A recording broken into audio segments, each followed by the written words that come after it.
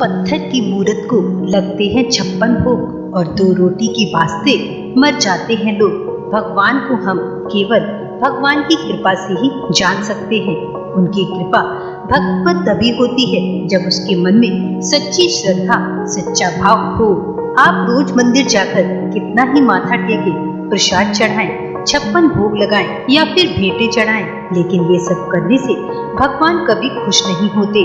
अगर आप भगवान की कृपा पाना चाहते हैं और चाहते हैं कि भगवान आपको सुख दे, तो सबसे पहले आप स्वयं दूसरों के सुख का कारण बनिए। जो लोग जरूरतमंद हैं, साफ दिल से उनकी मदद करिए। यदि आप दूसरों की मदद करते हैं तो ईश्वर आपकी मदद अपने आप ही करने लगते हैं।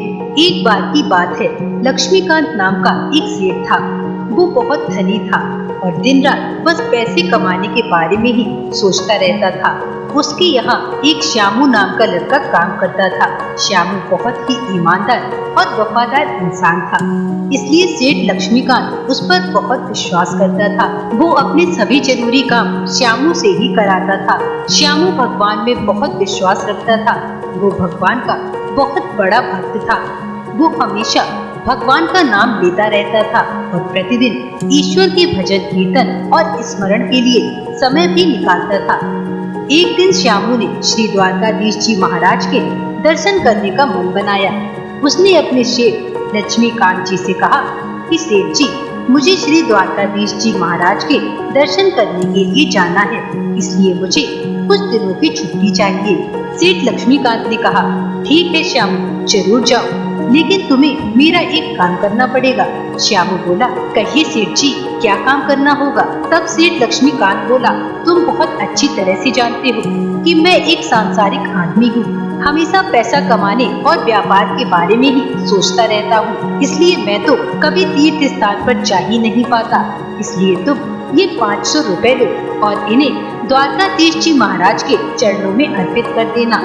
श्यामू ने कहा, ठीक है सेठ जी, मैं आपके रुपए अवश्य ही द्वारकाधीश जी के चरणों में चढ़ा दूंगा। इतना कहकर उसने सेठ लक्ष्मीकांत से 500 रुपए ले लिए और द्वारकाधीश जी के दर्शन के लिए निकल पड़ा।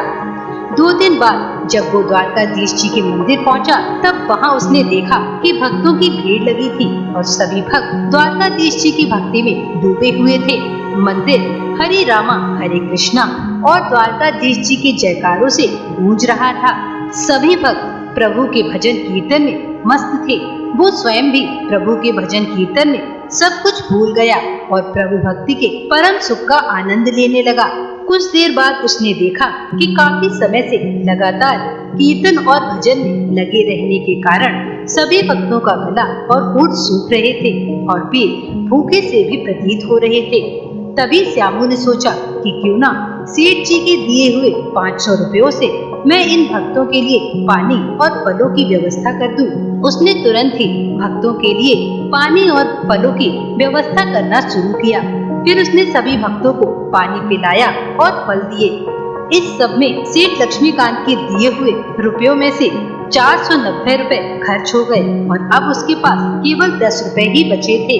तब श्यामू ने सोचा कि चलो ये बचे हुए 10 रुपए द्वारकाधीश जी के चरणों में अर्पित कर दूंगा और अगर सेठ जी पूछेंगे कि मेरे दिए हुए रुपए चढ़ा दिए थे, तो मैं कह दूंगा हाँ चढ़ा दिए थे। अब सेठ जी ये तो पूछेंगे नहीं कि कितने रुपए चढ़ाए। इस तरह से मुझे झूठ भी नहीं बोलना पड़ेगा।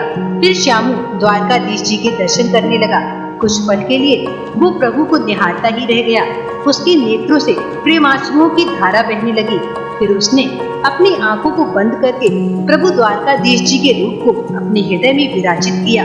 प्रभु के दर्शन करने के बाद उसने सेठ लक्ष्मीकांत के रुपयों में से बचे हुए 10 रुपए को प्रभु के चरणों में चढ़ा दिया और कहा, भगवान ये 10 रुपए मेरे सेठ जी ने भेजे हैं। उसी रात को द्वारकाधीश जी महाराज ने सेठ लक्ष्मीकांत को सपने में दर्शन दिए और आशीर्वाद देकर कहा कि लक्ष्मीकांत, मैंने तुम्हारे भेजे हुए 490 रुपए ग्रहण कर लिए हैं।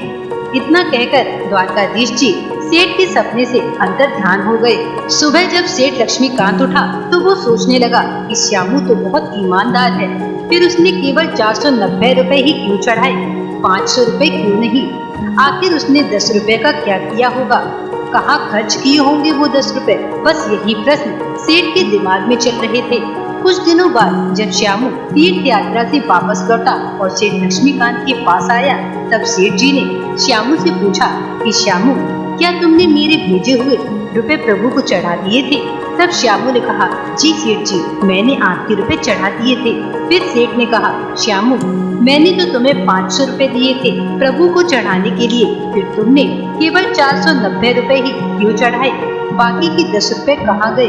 तब श्यामू ने सेठ लक्ष्मीकांत से पूछा कि सेठ जी, आपको कैसे पता कि मैंने आपके दिए हुए पूरे रुपए नहीं चढ़ाए हैं? तब सेठ ने श्यामू को अपने सपने के बारे में बताया। फिर श्यामू ने सेठ को सारी बात बताई कि उसने उनके दिए हुए रुपयों में से 490 रुपए से भक्तों के लिए पानी और फलों की व्यवस्था की थी, इसलिए केवल 10 रुपए ही बचे थे। इसलिए उसने बचे हुए 10 रुपए भगवान के चरणों में चढ़ा दिए थे। तब लक्ष्मीकांत को सारी बात समझ में आ गई। वो समझ गया कि भगवान ने उसके भेजे हुए उन रुपयों को स्वीकार किया है जो भक्तों के पानी और भोजन की व्यवस्था के लिए उपयोग हुए थे, और जो 10 रुपए प्रभु के चरणों में चढ़ाए गए थे उनका कोई महत्व नहीं था। लक्ष्मीकांत बहुत खुश हो गया और श्यामू के पैरों में गिर पड़ा। वो श्यामू से बोला कि तुम और तुम्हारी भक्ति धन्य है श्यामू, तुम्हारी भक्ति की वजह से ही उसे भी घर बैठे द्वारकाधीश जी के दर्शन हो गए। इसलिए भगवान को आपके चढ़ावे की लालसा नहीं होती, वो तो सिर्फ भाव के भूखे हैं। जो भी भक्त सच्चे भाव से दूसरों की सेवा और मदद करता है, भगवान स्वयं ही उसके हो जाते हैं। केवल भजन करने से भगवान नहीं मिलते, बल्कि अगर आप आगे बढ़कर जरूरतमंदों के लिए हाथ आगे बढ़ाते हैं तो आप पर भगवान स्वयं ही कृपा दृष्टि कर देते हैं। आप चाहे ईश्वर की किसी भी रूप को माने, लेकिन अगर आप उन पर चढ़ाने वाली वस्तुओं को किसी जरूरतमंद को दे देते हैं तो भगवान स्वयं ही खुश हो जाते हैं। तो फ्रेंड, आपको ये स्टोरी कैसी लगी हमें कमेंट करके जरूर बताएं, और साथ ही चैनल को सब्सक्राइब भी जरूर करें ताकि हमारे और भी वीडियोस आप तक पहुंच सके।